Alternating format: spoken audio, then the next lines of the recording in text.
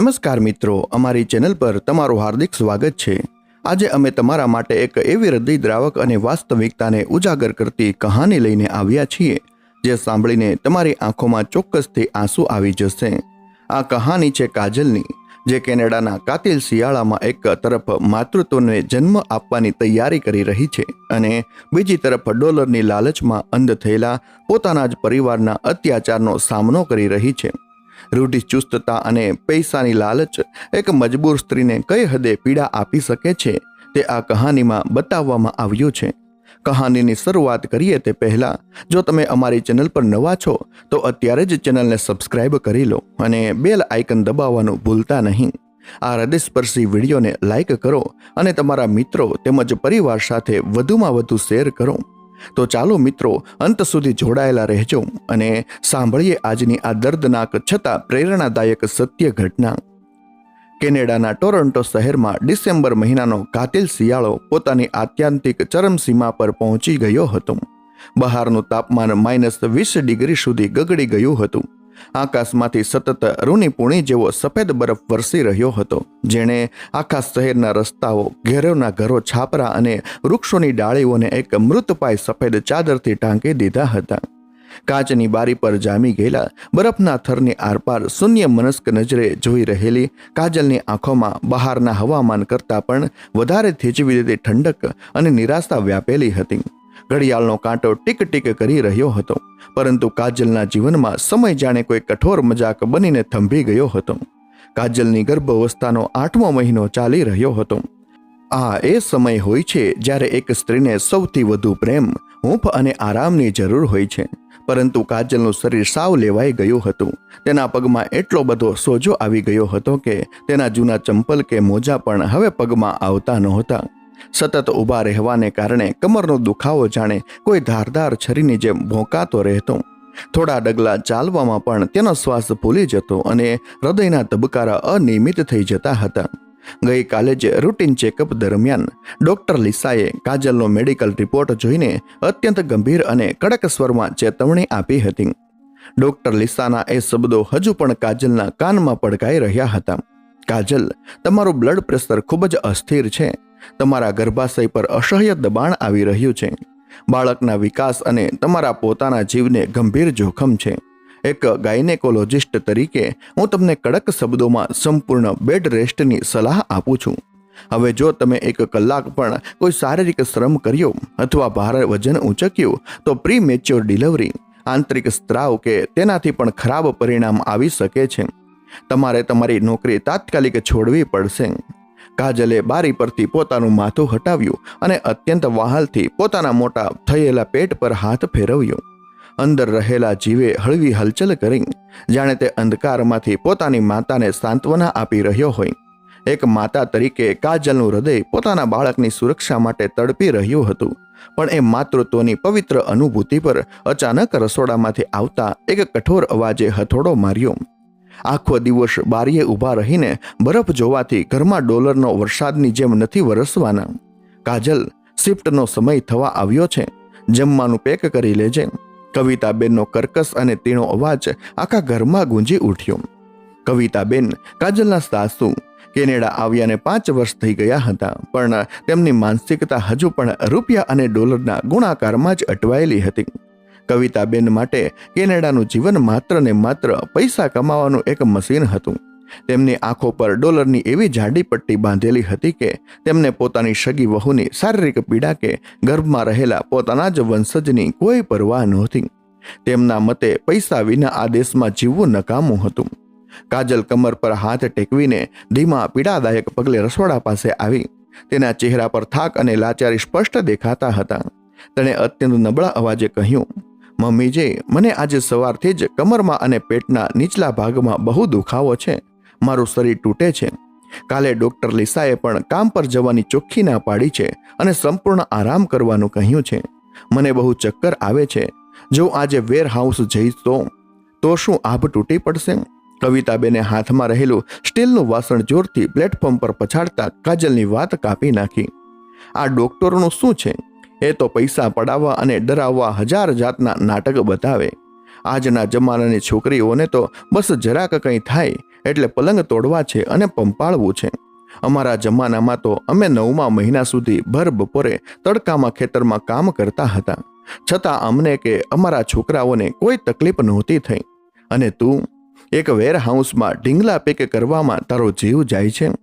પરંપરા અને રૂઢિચુસ્તતાનું આ કેવું વિકૃત અને ભયાનક સ્વરૂપ હતું. પોતાના ભૂતકાળની મજબૂરીને કવિતાબેન આજે ગર્વથી એક હથિયાર તરીકે વાપરી રહ્યા હતા.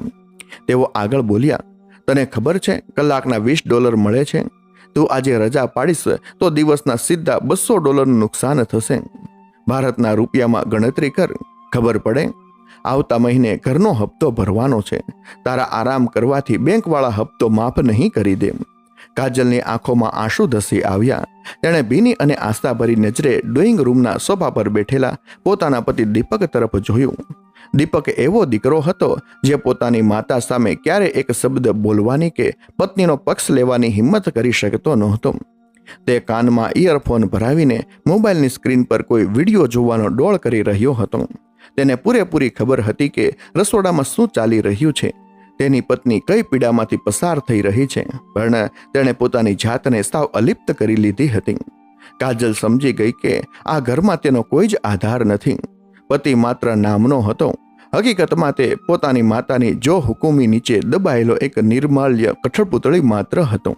સાંજ પડતા જ કાજલના શરીરમાં ધીમો તાવ ભરાવા લાગ્યો. તેનું માથું ફાટી રહ્યું હતું અને આખું શરીર ધ્રુજી રહ્યું હતું. રાતના 8 વાગ્યા હતા. કાજલની નાઇટ શિફ્ટનો સમય થઈ ગયો હતો. કાજલ હજુ પણ રૂમની પથારીમાં સૂતી હતી. તેને મનમાં એક નાનકડી આશા હતી કે કદાચ તેની આ દયનીય હાલત જોઈને સાસુ આજે તેને આરામ કરવા દેશે. પણ અચાનક કવિતાબેન રૂમનો દરવાજો ધક્કો મારીને અંદર આવ્યા. તેમના હાથમાં વેરહાઉસનો જાડો, અત્યંત વજનદાર યુનિફોર્મ અને ભારેખમ સ્ટીલ ટોવાળા સેફ્ટી શૂઝ હતા. તેમણે એ કપડાં કાજલના મોઢા પર ફેંક્યા. ચાલ ઊભી થા, શિફ્ટનો સમય થઈ ગયો છે. અને હા, મેનેજરને કહી દેજે કે તું પૂરા કલાક કામ કરીશ, વચ્ચે કોઈ બેસવાનો બ્રેક નહીં લે. આપણે પૈસાની જરૂર છે. કવિતાબેન અત્યંત નિર્દયતાથી બોલ્યા. કાજલ પથારીમાંથી બેઠી થઈ અને 2 હાથ જોડીને ધ્રુજકે રડી પડી. મમ્મીજી પ્લીઝ, આજે મને જવા દો. મારાથી ઊભું પણ નથી થવાતું. મને કંઈક અજુગતું લાગી રહ્યું છે. હું તમારા હાથ જોડું છું. મારા બાળકને કંઈ થઈ જશે તો? પ્લીઝ દીપકને કહો ને કે આજે મને રોકી લે. નાટક બંધ કર, કશું નથી થવાનું. તું શિફ્ટ પૂરી કરીને જ આવજે, નહીતર આ ઘરમાં પગ ન મૂકતી. દરવાજો બંધ જ રહેશે. કવિતાબેને આખરી ફરમાન સંભળાવી દીધું અને રૂમની બહાર નીકળી ગયા. બહાર બેઠેલા દીપકે પણ ચૂપચાપ ઘરની ચાવી ટેબલ પર મૂકી દીધી અને પોતાના રૂમમાં પુરાઈ ગયો. કોઈએ કાજલની એક પણ ચીસ ન સાંભળી. લાચારી, ભય અને મજબૂરીની શરમચીમા પર ઊભેલી કાજલ ધીમે ધીમે ઊભી થઈ. ભારે શરીર, સોજેલા પગ અને તૂટતી કમર સાથે તેણે એ વજનદાર યુનિફોર્મ પહેર્યો. પોતાના પેટ પર હાથ ફેરવીને તેણે મનોમન પોતાના અજાત શિશુની આંસુઓ સાથે માફી માંગી. મને માફ કરજે મારા દીકરા, હું બહુ મજબૂર છું. ઘરનો લાકડાનો ભારે દરવાજો ખોલીને જ્યારે કાજલે -20 ડિગ્રીની એ થીજવી દેતી કાળમીંટ રાતમાં પગ મૂક્યો, ત્યારે બરફનો એક કાતિલ સુસવાટો તેના ચહેરા પર જોરથી અથડાયો. તેની આંખમાંથી સરી પડેલું ગરમ આંસુ ગાલ પર જ થીજી ગયું. બરફની એ અનંત સફેદ ચાદર વચ્ચે એક અસહાય માતાની મૂંગી ચીસ કાયમ માટે દબાઈ ગઈ. અંધારી રાતમાં બસ સ્ટોપ તરફ ખેંચાઈ રહેલા તેના ધીમા અને ભારે ડગલા કોઈ ભયાનક અકસ્માતની ચાડી ખાઈ રહ્યા હતા. પણ કોઈને ક્યાં ખબર હતી કે વેરહાઉસના એ લોખંડી દરવાજા પાછળ આજે સાક્ષાત કાળ તેમની રાહ જોઈને બેઠો હતો. -20 ડિગ્રીના એ હાડ થીજવી દેનારા કાતિલ પવનોની થપાટો ખાતી બરફમાં પોતાના ભારે પગ માંડ ઘસરતી કાજલ 2 બસ બદલીને આખરે વેરહાઉસના વિશાળ ગેટ પાસે પહોંચી. બહારની થીજવી દેતી ઠંડી કરતા અંદરનું વાતાવરણ વધુ ભયાનક, ગૂંગળામણ ભર્યું અને યાંત્રિક હતું. વેરહાઉસની ઊંચી અને વિશાળ છત નીચે હજારો કન્વીનર બેલ્ટ, ફોર્ક લિફ્ટની ચેતવણી આપતી સાયરનનો અને મશીનોનો ઘોંઘાટ કાનના પડદા ફાડી નાખે એવો હતો. અહીં કોઈ માણસ નહોતો, માત્ર એક રોબોટ કે મશીનનો હિસ્સો હતો, જેણે નિર્ધારિત સમયમાં પોતાનો ટાર્ગેટ પૂરો કરવાનો હતો. પંચિંગ મશીનમાં પોતાનો આઈડી કાર્ડ સ્વાઇપ કરતી વખતે કાજલના હાથ ધ્રુજી રહ્યા હતા. શિફ્ટ સુપરવાઇઝરનો કર્કશ અવાજ માઇક પરથી ગુંજી રહ્યો હતો. પીક સિઝન ચાલી રહી છે. ક્રિસમસના ઓર્ડર પેન્ડિંગ છે. આજની શિફ્ટનો ટાર્ગેટ પૂરો થવો જ જોઈએ. કોઈના પણ બહાના નહીં ચાલે. Keep moving. કાજલનું 8મા મહિનાનું મોટું પેટ અને સોજી ગયેલા પગ તેને સીધી ઊભી પણ રહેવા દેતા નહોતા. કંપનીએ આપેલો અત્યંત જાડો વજનદાર વિન્ટર યુનિફોર્મ અને પગમાં પહેરેલા 2.5 કિલો વજનના સ્ટીલ ટો સેફ્ટી શૂઝમાં તેના પગ જાણે લોખંડની સાંકળોથી જકડાઈ ગયા હોય એવું તેને લાગી રહ્યું હતું. યુનિફોર્મની અંદર તેને સતત પરસેવો વળી રહ્યો હતો અને શ્વાસ લેવામાં તકલીફ પડી રહી હતી. ડોક્ટર લિસાની એ કડક ચેતવણી, સંપૂર્ણ બેડ રેસ્ટ, નહીતર જીવને જોખમ, તેના મગજમાં ખતરાની ઘંટી વગાડી રહી હતી. પણ સાસુ કવિતાબેનના ડોલરના મોહ અને તેમની ધમકીઓએ કાજલને આ મોતની ખાઈમાં ધકેલી દીધી હતી. તે ધીમા અને દર્દનાક પગલે પોતાની નિર્ધિત લાઈન તરફ જઈ રહી હતી. ત્યાં જ તેની કેનેડિયન સહકર્મી એલિસની નજર તેના પર પડી. એલિસ એક અત્યંત માયાળુ સ્ત્રી હતી અને તે કાજલની મેડિકલ સ્થિતિની સારી રીતે વાકેફ હતી. કાજલને આ ગંભીર હાલતમાં અને આટલી કાતિલ રાત્રે ડ્યુટી પર આવેલી જોઈને એલિસની આંખો આશ્ચર્યથી પહોળી થઈ ગઈ. તે પોતાનું કામ પડતું મૂકીને તરત જ કાસલ પાસે દોડી આવી. ઓહ my God, Kajal, are you crazy? તું આજે અહીં કેમ આવી? મેં કાલે જ તારો મેડિકલ રિપોર્ટ જોયો હતો.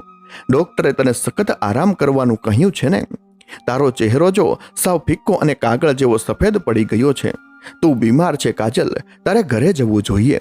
એલિસે કાજલના ખંભા પર હાથ મૂકતા અત્યંત ચિંતાતુર સ્વરે પૂછ્યું.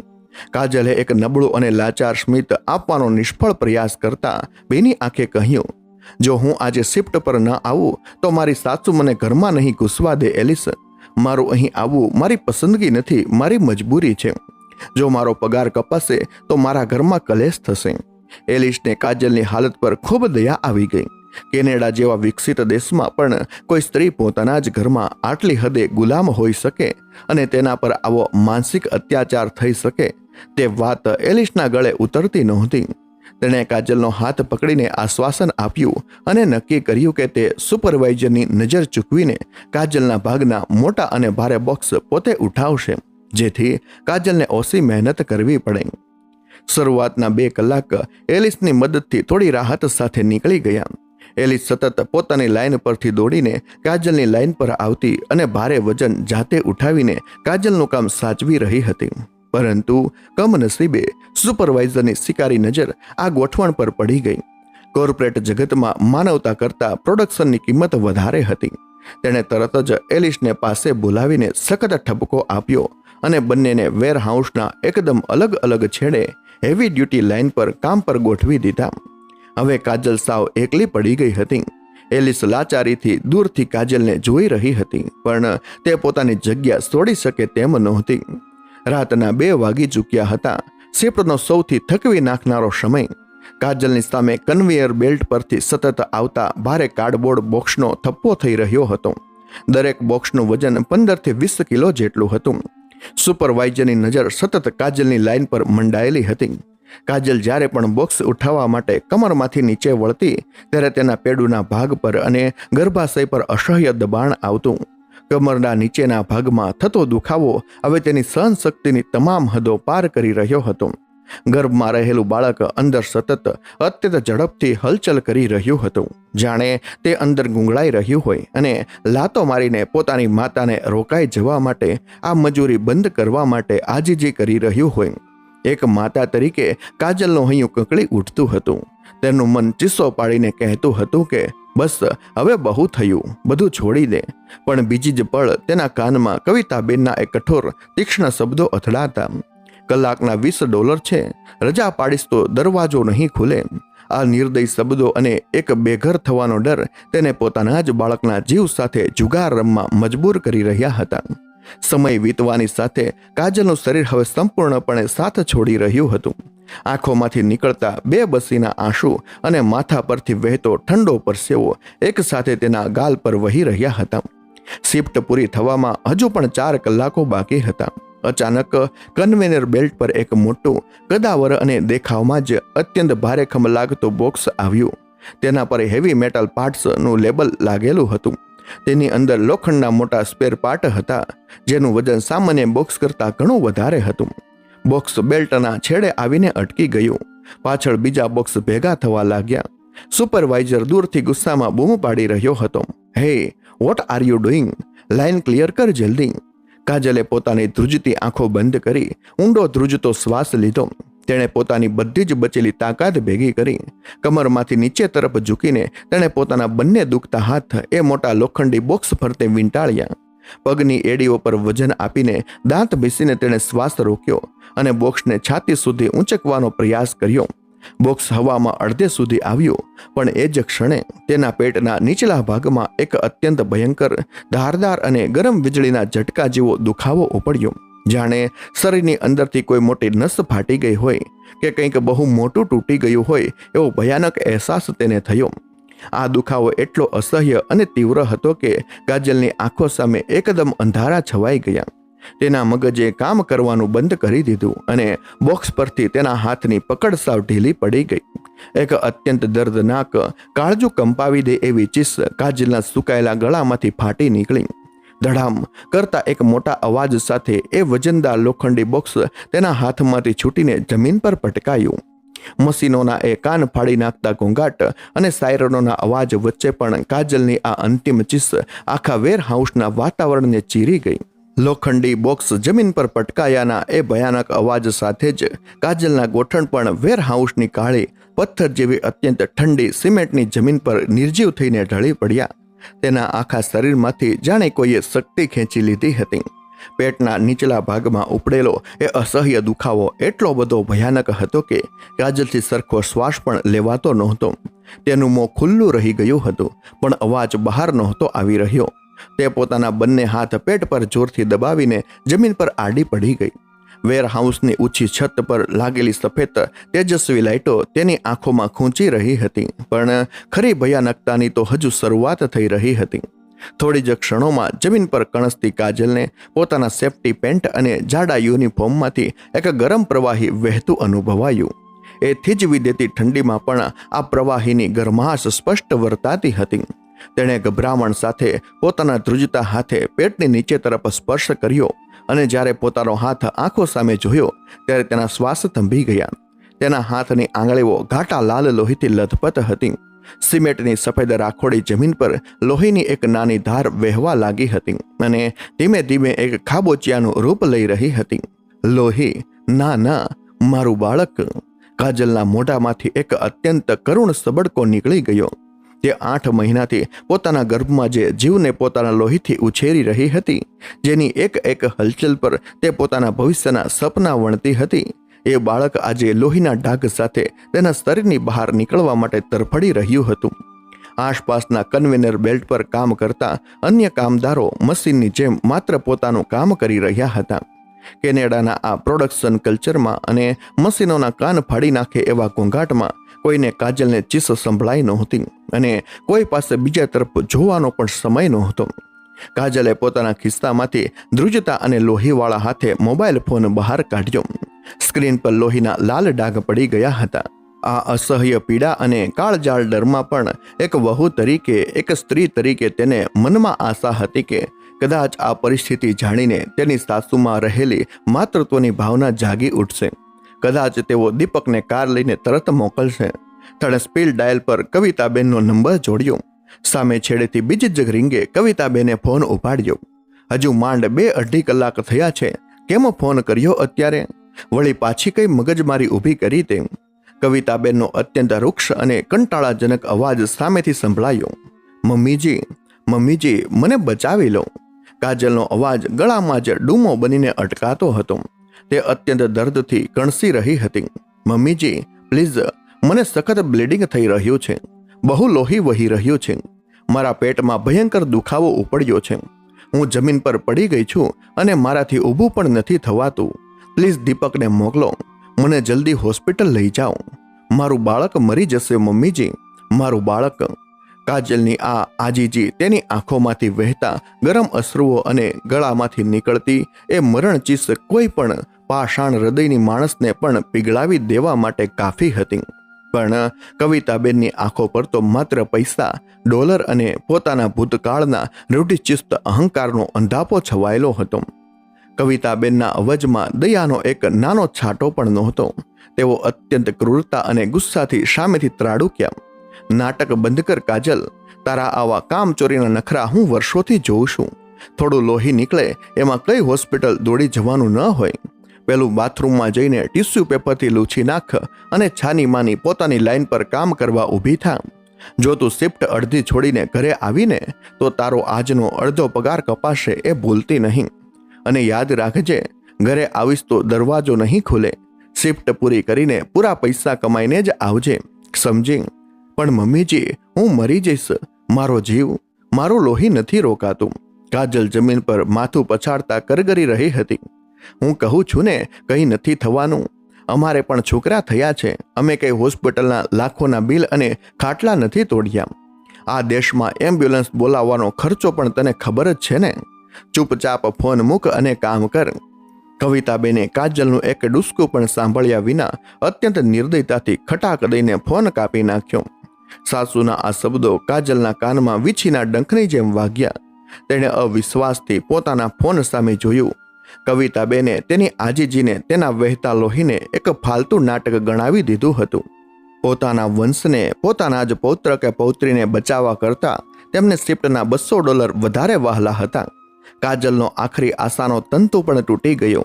તેનું હૃદય હતાશાથી ફાટી રહ્યું હતું. શરીર હવે અતિશય રક્તસ્રાવને કારણે ધીમે ધીમે ઠંડુ પડી રહ્યું હતું. અચાનક વેરહાઉસના બીજા છેડેથી પોતાની લાઈન છોડીને દોડતી દોડતી એલિસ ત્યાં આવી પહોંચી. જમીન પર લોહીના મોટા ખાબોચિયા નિસહાય પડેલી કાજલ અને તેની આસપાસ ફેલાયેલું રક્ત જોઈને એલિસના મોઢામાંથી એક મોટી ચીસ નીકળી ગઈ. Oh my God, Kajal! No no no Kajal! Alice પોતાના ઘૂંટણભેર જમીન પર બેસી ગઈ. તેણે કાજલનું માથું હળવેકથી પોતાના ખોળામાં લીધું. કાજલનો ચહેરો હોસ્પિટલના સફેદ કાગળ જેવો સાવ ફીકો પડી ગયો હતો. તેના હોઠ ભૂરા અને વાદળી થઈ રહ્યા હતા. એલિસ, મારું બાળક, પ્લીઝ. કાજલના અવાજમાં હવે બિલકુલ ત્રાણ નહોતી. તેની આંખો મીચાઈ રહી હતી. એલિસે એક સેકન્ડ પણ બગાડ્યા વિના પોતાના ફોનમાંથી કેનેડિયન ઇમરજન્સી નંબર 911 ડાયલ કર્યો.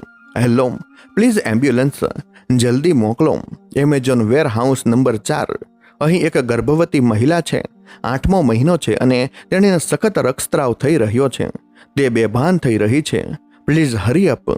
એલિસે આસપાસ ઉભેલા અન્ય વર્કર્સ પર ગુસ્સાથી બૂમ પાડી. તમે લોકો શું જોઈ રહ્યા છો? હેલ્પ કરો, કોઈ મેડિકલ કિટ લાવો. પણ સુપરવાઇઝર માત્ર પોતાની જવાબદારીમાંથી સટકવા માટે કંપનીના લીગલ પ્રોટોકોલ વિચારી રહ્યો હતો અને દૂર ઊભો રહ્યો. ગણતરીની મિનિટોમાં જ દૂરથી એમ્બ્યુલન્સની સાયરનનો ભયાનક અવાજ બરફીલા પવનને ચીરીને નજીક આવતો સંભળાયો. લાલ અને વાદળી ઇમરજન્સી લાઇટો વેરહાઉસના મોટા કાચ પર અથડાઈ રહી હતી. પેરામેડિક્સની ટીમ દોડતી સ્ટ્રેચર લઈને અંદર આવી. તેમણે તાત્કાલિક કાજલની પલ્સ ચેક કરી. તેને સ્ટ્રેચર પર લીધી અને સીધો ઓક્સિજન માસ્ક પહેરાવી દીધો. એમ્બ્યુલન્સમાં મૂકતી વખતે બહારની -20 ડિગ્રીની ઠંડી હવા કાજલના લોહીવાળા શરીર પર વાગી. કાજલની આંખો ધીમે ધીમે કાયમ માટે જાણે બંધ થઈ રહી હતી. તેની દ્રષ્ટિ સાવ ધૂંધળી થઈ ગઈ હતી. ચેતના અને બેભાન અવસ્થા વચ્ચે અંતિમ ઝોલા ખાતી કાજલે પોતાના ધ્રુજતા લોહીવાળા હાથને છેલ્લી વાર પોતાના પેટ પર મૂક્યો. બાળક હવે અંદર જરાય હલતું નહોતું. તેણે મનોમન ઈશ્વર પાસે આંસુ સારેલી આખરી આજીજી કરી. હે ભગવાન, આ દુનિયા બહુ ક્રૂર છે. મને મારી નાખવી હોય તો મારી નાખ, પણ મારા એ માસૂમ બાળકને કશું ન થવા દેતો. એણે કોઈ પણ પાપ નથી કર્યું. એમ્બ્યુલન્સના પાછળના દરવાજા જોરથી બંધ થયા અને સાયરનના કાન ફાડી નાખતા અવાજ વચ્ચે તે બરફીલા રસ્તા પર હોસ્પિટલ તરફ દોડી ગઈ. એમ્બ્યુલન્સની અંદર ECG મશીનનો બીપ બીપ અવાજ ધીમો પડી રહ્યો હતો અને કાજલની આંખો સામે સદાને માટે ઘોર ભયાનક અંધારું છવાઈ ગયું. ટોરોન્ટોની જનરલ હોસ્પિટલના ICU રૂમમાં એક ભયાનક અને થીજવી દેતી શાંતિ છવાયેલી હતી. રૂમમાં માત્ર હાર્ટ રેટ મોનિટરનો બીપ બીપ અવાજ એ નીરવ શાંતિને વચ્ચે વચ્ચે ચીરી રહ્યો હતો. હવામાં આલ્કોહોલ અને કડવી દવાઓની એક તીવ્ર અપ્રિય ગંધ વ્યાપેલી હતી. સફેદ ચાદર, સફેદ દિવાલો અને છત પરની તેજસ્વી સફેદ લાઇટ વચ્ચે બેભાન પડેલી કાજલનો ચહેરો પણ સાવ સફેદ પૂણી જેવો રક્તહીન થઈ ગયો હતો. તેના હાથના કાંડામાં IV ડ્રીપની સોય ભોંકાયેલી હતી અને ચહેરા પર પારદર્શક ઓક્સિજન માસ્ક લગાવેલો હતો. ધીમે ધીમે કાજલની બંધ પાપણોમાં સળવાટ થયો. એમ્બ્યુલન્સમાં બેભાન થયા પછી કલાકો વીતી ગયા હતા. તેની ચેતના પાછી ફરી રહી હતી. આંખો ખોલતાની સાથે જ હજુ તો તેને હોસ્પિટલના વાતાવરણનો પૂરો ખ્યાલ આવે તે પહેલાં જ તેને સૌથી પહેલો અહેસાસ પોતાના શરીરના એક ભયાનક ખાલીપણાનો થયો. તેના પેટના ભાગે જે ભારેખમ અને હુફાળો ભાર તે છેલ્લા 8 મહિનાથી રાત દિવસ અનુભવતી હતી, જેના લાતો મારવાના અહેસાસથી તે પોતાની બધી પીડા ભૂલી જતી હતી, તે ભાર અચાનક ગાયબ થઈ ગયો હતો. એક માતાની અંત પ્રેરણા ક્યારેય ખોટી હોતી નથી. કાજલે ભારે ગભરામણ સાથે પોતાનો ધ્રુજતો નબળો હાથ પોતાના પેટ પર ફેરવ્યો. પેટ એકદમ સપાટ, ખાલી અને નરમ લાગી રહ્યું હતું. અંદર કોઈ હલચલ નહોતી, કોઈ જીવ નહોતો. તેના હૃદયના ધબકારા અચાનક અત્યંત વધી ગયા. મોનિટર પર લીટીઓ ઝડપથી ઉપર નીચે થવા લાગી અને મશીને જોર જોરથી બીપ કરવાનો અવાજ શરૂ કરી દીધો. અવાજ સાંભળીને બહાર ઊભેલા ડોક્ટર લિસા અને એલિસ દોડીને અંદર આવ્યા. એલિસની આંખો સૂજી ગયેલી હતી. સ્પષ્ટ હતું કે તે કલાકોથી સતત રડી રહી હતી. ડોક્ટર લિસાએ કાજલની પાસે આવીને તેનો ઓક્સિજન માસ્ક થોડો નીચો કર્યો. કાજલની ફાટી ગયેલી આંખો માત્ર એક જ મૂંગો પ્રશ્ન પૂછી રહી હતી, મારું બાળક ક્યાં છે? તે કંઈ બોલી શકે તે પહેલા જ ડોક્ટર લિસાએ તેનો ઠંડો હાથ પોતાના બંને હાથમાં લીધો. ડોક્ટરની આંખમાં પણ એક ઊંડી ઉદાસી હતી. આઈ એમ સો સોરી કાજલ. ડોક્ટર લિસાએ અત્યંત ભારે હૈયે વાત શરૂ કરી. અમે તમને તો બચાવી શક્યા, પણ તમારા બાળકને અમે બચાવી ન શક્યા. ગર્ભ અવસ્થાના આ અંતિમ તબક્કામાં એ લોખંડી બોક્સનું એટલું ભારે વજન ઉઠાવવાને કારણે અને સતત ઊભા રહેવાથી ગર્ભાશયમાં પ્લેઝન્ટા દિવાલથી અચાનક છૂટો પડી ગયો હતો. તમારો આંતરિક રક્તસ્રાવ એટલો બધો હતો કે અને વેરહાઉસથી અહીં પહોંચવામાં એટલો સમય લાગી ગયો હતો કે ઓક્સિજન ન મળવાને લીધે બાળક ગર્ભમાં જ શ્વાસ રૂંધાવાથી મૃત્યુ પામ્યું. It's a still birth. અમે દિલથી માફી માંગીએ છીએ કાજલ. ડોક્ટર લિસાના એ શબ્દો કાજલના કાનમાં કોઈ ગરમ શીશાની જેમ રેડાયા. ક્ષણભર માટે રૂમનો સમય જાણે થંભી ગયો. આસપાસની દુનિયા, હોસ્પિટલની દિવાલો, બધું જ અદૃશ્ય થઈ ગયું. કાજલના સુકાયેલા ગળામાંથી એક એવો કરુણ હૃદય ફાડી નાખે એવો આક્રંદ નીકળ્યો, જેણે આઈસીયુની એ જડ દિવાલને પણ રડાવી દીધી. મારું બાળક, મારી દીકરી. ના, આ ખોટું છે ડોક્ટર. પ્લીઝ કંઈક કરો. મેં તેને મારી નાખી. હું એક ખૂની છું. મેં એની વાત ન માની. હું એક ખરાબ માં છું. કાજલ બેકાબુ બનીને પોતાના વાળ ખેંચવા લાગી. 8 મહિના સુધી પોતાના લોહીથી જે જીવને સિંચ્યો હતો એ માસૂમ જીવ દુનિયા જોતા પહેલા જ કચડાઈને મરી ગયો હતો. કાજલને લાગ્યું જાણે કોઈએ તેના જીવતા શરીરમાંથી તેનું હૃદય ખેંચીને બહાર કાઢી લીધું હોય. એલિસે તેને જોરથી બાત ભીડી લીધી અને બંને સ્ત્રીઓ ધ્રુજકે રડી પડી. લગભગ અડધા કલાક સુધી રૂમમાં માત્ર કાજલના હૈયાફાટ ડુસકા સંભળાતા રહ્યા. ડોક્ટર લિસાએ તેને માંડ શાંત પાડી. બરાબર એ જ વખતે આઈસીયુનો દરવાજો ખુલ્યો. કવિતાબેન અને તેમની પાછળ છુપાઈને ચાલતો દીપક અંદર પ્રવેશ્યા. સામાન્ય રીતે આવા સમયે કોઈ પણ પરિવાર શોકમાં ગરકાવ હોય, પણ આ બંનેના ચહેરા પર પોતાના વંશના નાશ પામ્યાનો કોઈ જ શોક કે પીડા નહોતી. સાસુના મોઢા પર માત્ર એક વિચિત્ર અકળામણ, કંટાળો અને ગુસ્સો હતો. કાજલની આંખોમાં એક પળ માટે એક આખરી આશા જાગી કે કદાચ એક પિતા તરીકે દીપક દોડીને તેને ગળે વળગાડશે. કદાચ તે બંને સાથે મળીને પોતાના બાળકના મૃત્યુનો શોક મનાવશે. કદાચ હવે તો કવિતાબેનને પોતાની ભૂલનો પસ્તાવો થશે કે તેમની જીદના કારણે જીવતો જાગતો વારસદાર ખતમ થઈ ગયો. પરંતુ વાસ્તવિકતા એ કાજલની કલ્પના કરતાં ક્યાંય વધુ બિહામણી અને અમાનવીય હતી. કવિતાબેન કાજલના બેડ પાસે આવીને ઊભા રહ્યા. હોસ્પિટલના વાતાવરણની ગંભીરતાને નેવે મૂકીને તેઓ અત્યંત કઠોર, મહેણા મારતા અવાજે બોલ્યા, જોયું તારું નાટક? મેં તને કેટલી વાર કીધું હતું કે ધ્યાન રાખીને ધીમે ધીમે કામ કરજે, પણ તારામાં તો બુદ્ધિ જ નથી. હવે કરી દીધું ને મોટું નુકસાન. હમણાં મેનેજરનો ફોન આવ્યો હતો. તારી શિફ્ટ અડધી મુકાઈ ગઈ એટલે આજનો આખો પગાર કપાઈ ગયો, અને ઉપરથી આ એમ્બ્યુલન્સનું બિલ. કેનેડામાં $1000 તો ખાલી એમ્બ્યુલન્સવાળાએ ફાડી લીધા. આ બધો ખર્ચો હવે તારા બાપના ઘરેથી ઇન્ડિયાથી આવશે. પંપાળીને તે જ તારા છોકરાનો જીવ લીધો છે, નહીતર અમને તો કોઈથી આવું નહોતું થયું.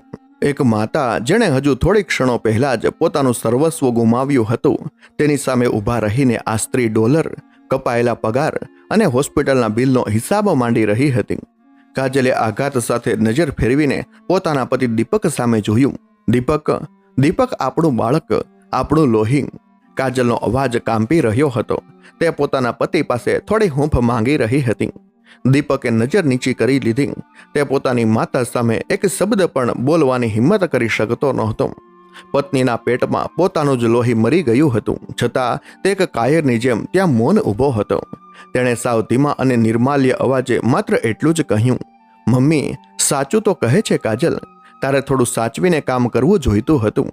હવે આટલો મોટો આર્થિક ફટકો આપણે ક્યાંથી સહન કરીશું? આ મહિનાના ઘરના હપ્તાનું શું થશે? આ વાક્ય સાંભળતા જ કાજલની અંદર કંઈક ભયાનક રીતે કાયમ માટે તૂટી ગયું. આંખોમાંથી સતત વહેતા ગરમ આંસુઓ અચાનક થંભી ગયા. શોક અને પીડાનું સ્થાન હવે એક ભયાનક થીજવી દેતી શૂન્યતાએ લઈ લીધું હતું. તે સમજી ગઈ કે આ લોકો માણસો નથી, પણ ડોલરની નોટોથી બનેલા લોહી તરસ્યા રાક્ષસો છે, જેમને પોતાના લોહીની પણ કોઈ કિંમત નહોતી. તેઓ કાજલની પીડાને ક્યારેય સમજી શકવાના નહોતા. પરંપરાના નામે અત્યાચાર કરનારની આ સાસુ એક હત્યારી હતી અને તેનો પતિ એ હત્યામાં બરાબરનો ભાગીદાર હતો. કાજલનો આક્રંદ એકદમ બંધ થઈ ગયો. તેનો ચહેરો પથ્થર જેવો કઠોર થઈ ગયો. અત્યાર સુધી લાચારીથી ઝૂકેલી અને આંસુથી ભરેલી તેની આંખોમાં હવે એક ભયાનક આગ સળગી ઉઠી. માતૃત્વનું મરણ થઈ ચૂક્યું હતું, પણ એ રાખમાંથી હવે એક ક્રોધિત અને વિદ્રોહી સ્ત્રી જન્મ લઈ રહી હતી, જે હવે ક્યારેય કોઈ અત્યાચાર સહન કરવાની નહોતી. તેણે કવિતાબેન અને દીપક પરથી પોતાની નજર હટાવી લીધી, જાણે આ રૂમમાં તેમનું કોઈ અસ્તિત્વ જ ન હોય. કાજલે પોતાની બાજુમાં ઊભેલી એલિસનો હાથ અત્યંત મજબૂતાઈથી પકડ્યો. તેના અવાજમાં હવે કોઈ ધ્રુજારી નહોતી, કોઈ લાચારી નહોતી, માત્ર એક લોખંડી મક્કમતા હતી. એલિસ, કાજલે એલિસની આંખોમાં સીધું જોતા એકદમ શાંત છતાં ડરામણા સ્વરમાં કહ્યું, ડોક્ટર લિસાને અંદર બોલાવ. અને હા, મેં બહાર એક પોલીસ ઓફિસરને જોયો હતો. એ કેનેડિયન પોલીસ ઓફિસરને પણ અહીં અંદર લેતી આવજે. મારે એક ક્રિમિનલ ફરિયાદ નોંધાવવી છે. કવિતાબેન અને દીપક આ સાંભળીને ચોંકી ગયા.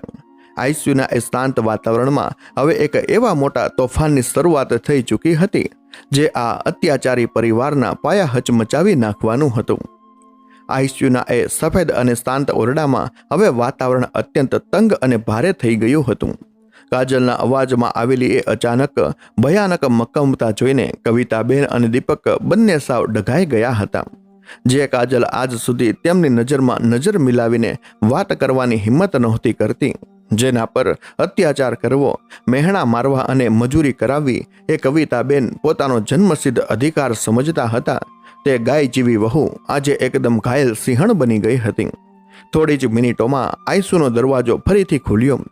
એલિસની સાથે ડોક્ટર લિસા અને કેનેડિયન પોલીસ વિભાગના એક કદાવર ઓફિસર મેકકેન રૂમમાં પ્રવેશ્યા.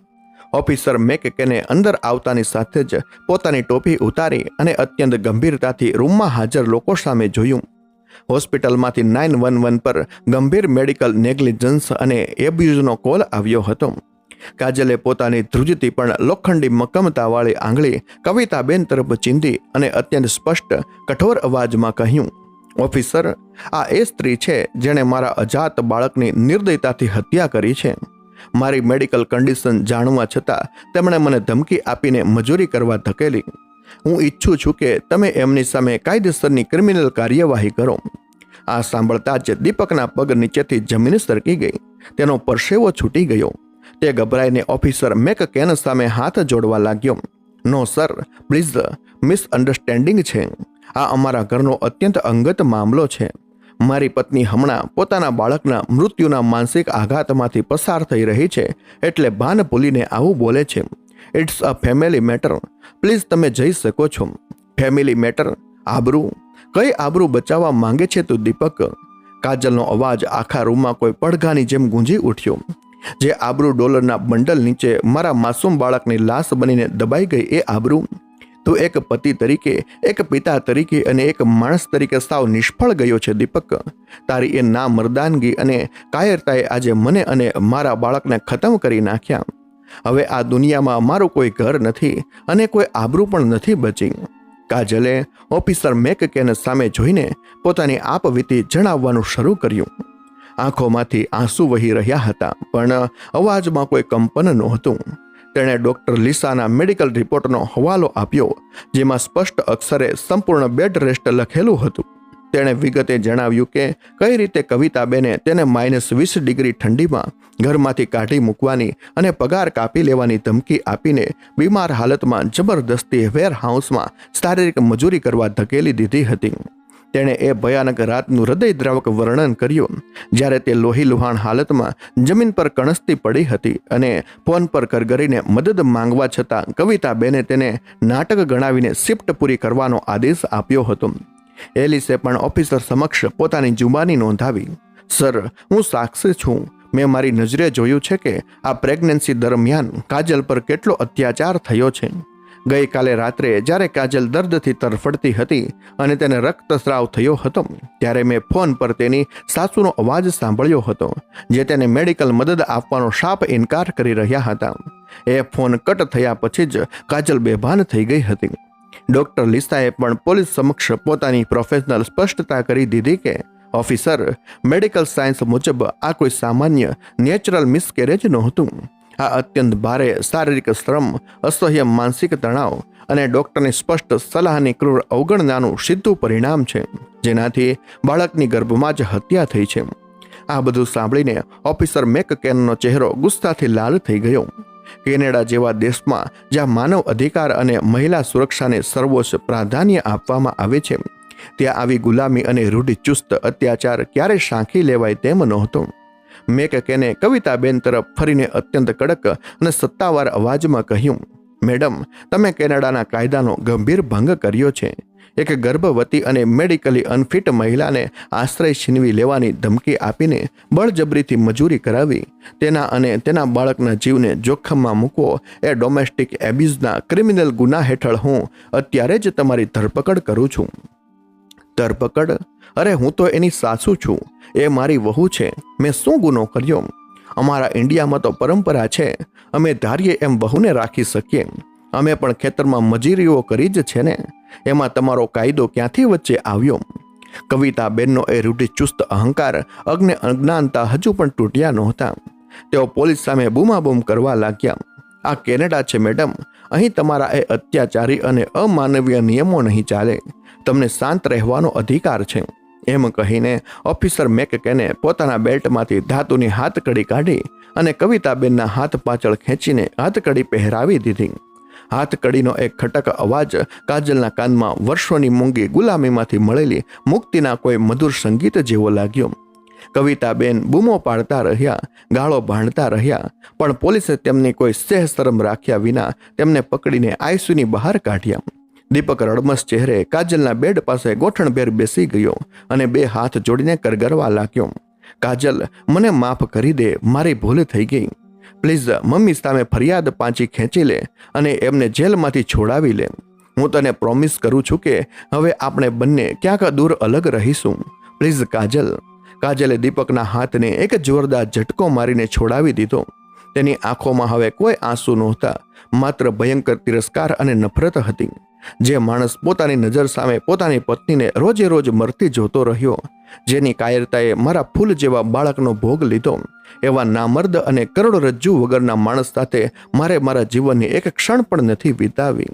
અત્યારે જ મારી નજર સામેથી જતો રહે દીપક. આજથી મારો અને તારો રસ્તો કાયમ માટે અલગ છે. કાજલના આ રૌદ્ર સ્વરૂપ સામે દીપક એક શબ્દ પણ બોલી ન શક્યો. તે પોતાનું મોં છુપાવીને આઈસીયુની બહાર નીકળી ગયો. તે જાણતો હતો કે હવે તે પોતાની માતાને જેલમાંથી બસાવી શકશે નહીં અને પોતાની પત્નીને પણ તે કાયમ માટે ખોઈ ચૂક્યો છે. ડોલરની લાલચે આજે તેનો આખો પરિવાર વેર વિખેર કરી નાખ્યો હતો. થોડા દિવસો વીતી ગયા.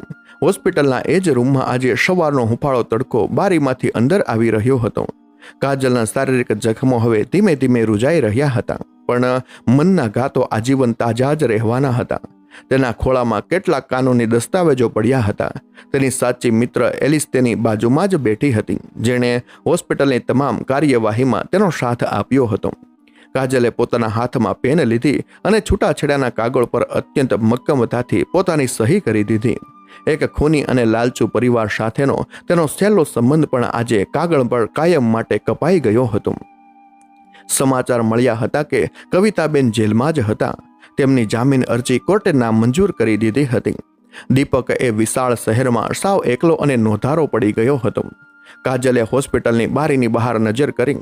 વૃક્ષ પર જામેલી બરફની ચાદર હવે ધીમે ધીમે પીગળી રહી હતી. કાળા વાદળો હટી રહ્યા હતા અને તેમાંથી સૂર્યનું એક સોનેરી તેજસ્વી કિરણ ટોરોન્ટો શહેર પર પડી રહ્યું હતું. કાજલે પોતાના ખાલી પેટ પર હળવેથી હાથ ફેરવ્યો. તેના હોઠ પર એક દર્દનાક ઉદાસ પણ અત્યંત શાંત સ્મિત હતું.